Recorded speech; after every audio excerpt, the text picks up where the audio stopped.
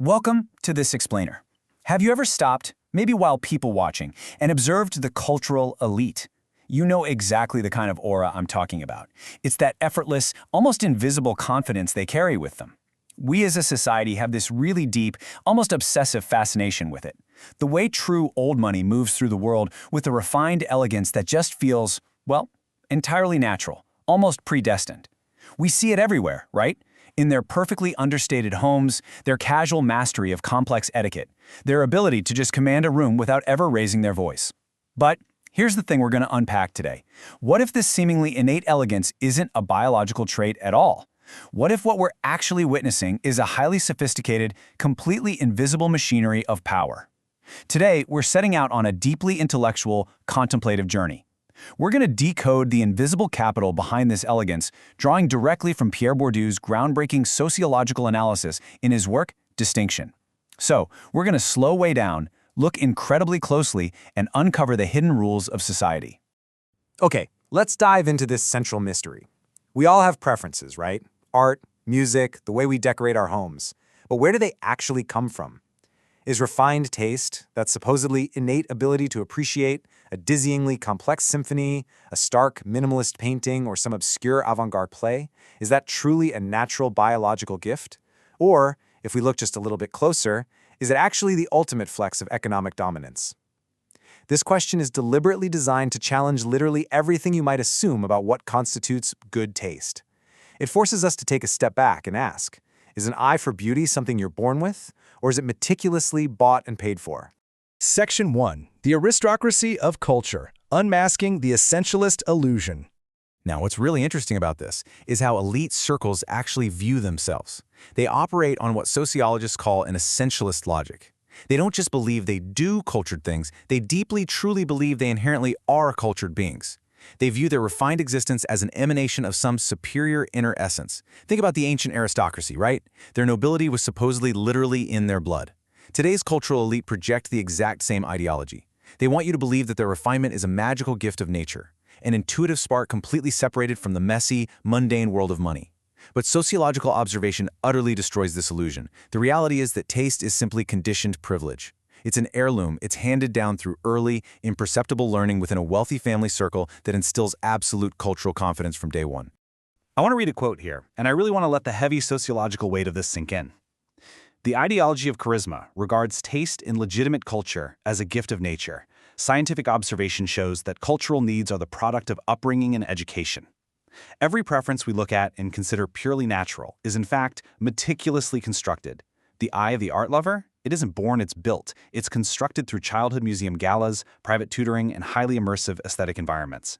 The elite get to experience this enchanted, magical relationship with culture precisely because their privilege allows them to completely forget the sheer amount of economic capital, acquisition, and conditioning that went into forming their supposedly natural tastes in the first place. Section 2. Distance from Necessity, the Engine of Elegance. To truly understand how this enchanted relationship is formed, we have to look at the invisible machinery powering the whole thing.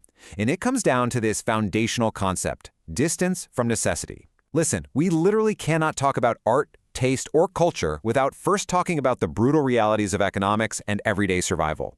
Distance from necessity is a total relation to the world. It's a complete lifestyle formed by the total suspension of economic urgency. Think about this deeply for a second. A life completely freed from the panic of everyday material survival is the strict, uncompromising prerequisite for cultivating art for art's sake. You can only develop a highly refined, disinterested appreciation for a purely formal piece of abstract art, or spend 3 hours debating the subtle, earthy notes of a vintage wine when you are definitively, entirely insulated from worrying about how to put food on the table. This distance allows for gratuitous luxury. It allows for practices that serve absolutely no practical function other than to just be an end in themselves. Consider the word natural for a moment. In the real world, think of a beautifully tailored linen suit that just wrinkles perfectly, or an effortlessly orchestrated gorgeous dinner party that seems like it was thrown together at the last possible minute. What appears casually natural is actually meticulously built upon immense economic power. It requires a vast expenditure of hidden time, money, and ingenuity to make something look effortless. Economic power universally asserts itself by the destruction of riches, by conspicuous consumption and squandering.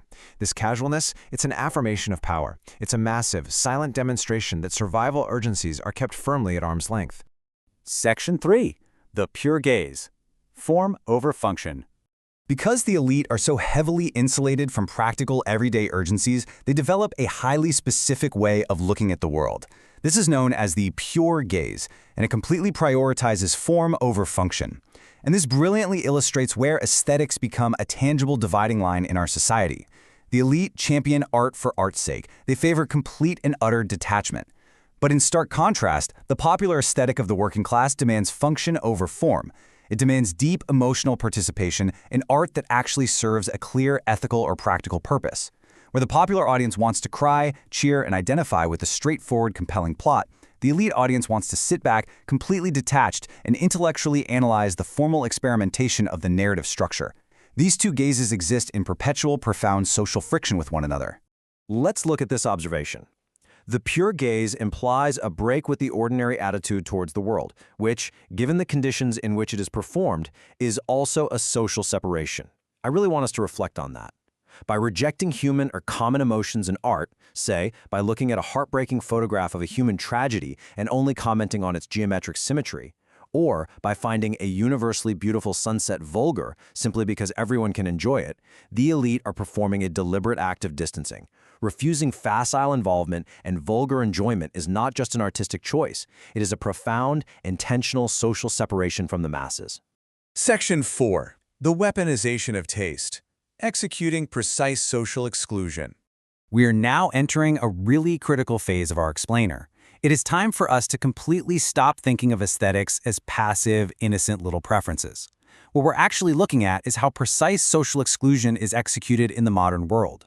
Aesthetics are active tools. They are invisible weapons used in a very real, very quiet class warfare. Listening to avant-garde music, frequenting quiet, imposing art museums, appreciating abstract form, and doing it all with a serene, effortless casualness, these aren't merely hobbies. In this sociological framework, these are high gatekeeper cultural codes. They act exactly like titles of nobility in a royal court. They establish clear, undeniable social superiority. Because mastering these codes requires decades of expensive, leisurely conditioning, they serve to ruthlessly exclude outsiders who possess the wrong habitus, outsiders who show, heaven forbid, too much earnest effort or who lack that required sovereign detachment. So the crucial point here, sociologically speaking, is that absolutely nothing more infallibly classifies a person than their tastes in music. Now you might be wondering, why music above all else? Well, because music is the most pure and abstract art form there is. It doesn't have a clear, recognizable narrative. It literally says nothing and has nothing to say. Therefore, it requires a massive, sustained investment of time and cultural capital to genuinely decode and appreciate complex classical or avant-garde compositions. Your musical playlist, therefore, serves as the ultimate, totally unfakeable litmus test for elite spirituality and inner refinement. It divides the public almost instantly. These cultural codes ruthlessly divide us into distinct social classes, and we must neutrally and surgically deconstruct how this happens. By establishing rules of good taste that only the highly privileged can organically access, the cultural elite create impenetrable social walls. Think about every time someone uses a phrase like, "Oh, it looks terribly middle class," or whenever someone sneers at a piece of wildly popular entertainment. In those moments, they are actively participating in this division. Society uses these exact codes to assign individuals to hierarchical groups, violently punishing the anxious tension of the social climber while richly rewarding the serene, easy detachment of those born into the upper echelons. Section 5. The sense of distinction. Taste classifies the classifier. So, we've exposed the invisible machinery of economic distance. We have seen exactly how cultural codes are weaponized. Now let's move to the ultimate result of this entire sociological ecosystem. Taste is the basis of all that one has, people and things, and all that one is for others, whereby one classifies oneself and is classified by others. Let that profound realization linger for a second. Taste classifies the classifier. Every single aesthetic choice we make, the rug we put in our living room, the specific way we hold a wine glass, the restaurants we frequent, it's not just an expression of self. It is a beacon. It silently but powerfully signals our exact social positioning to the rest of the world. Through our taste, we are completely unknowingly categorizing ourselves. What we are ultimately observing here is the unceasing struggle of social classification. It is an ongoing, daily battle where raw economic capital is quietly and constantly transformed into legitimate cultural dominance.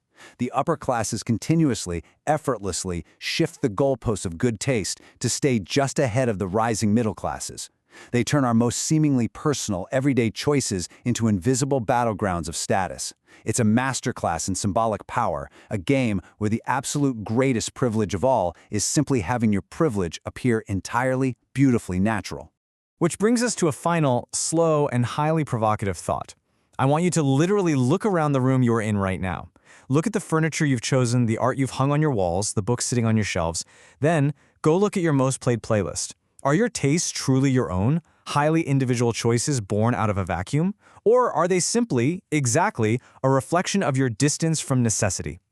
As the screen fades to black, I want to leave you to deeply examine your own preferences through this newly awakened lens.